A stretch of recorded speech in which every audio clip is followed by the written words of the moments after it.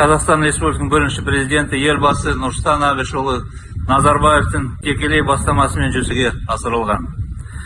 Өздеріңізге белгілі, Өзбекстан Қазақстан сенімді стратегиялық әріптестердің бірі. Осы жолдың ашылуы Қазақстан мен Өзбекстан арасындағы стратегиялық әріптестіктің қарқынды дамуын және достығының символы болып табылады.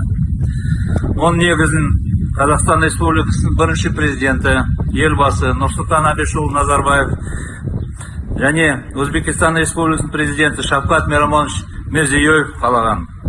Қазақстан Республикасының президенті Қасым-Жомарт Кемелұлы Тоқаев елбасының сыртқы саясат сабақтастық негізінде жалғастырып, Өзбекстанмен қарым-қатынастарды дамуына ерекше көңіл бөлуде.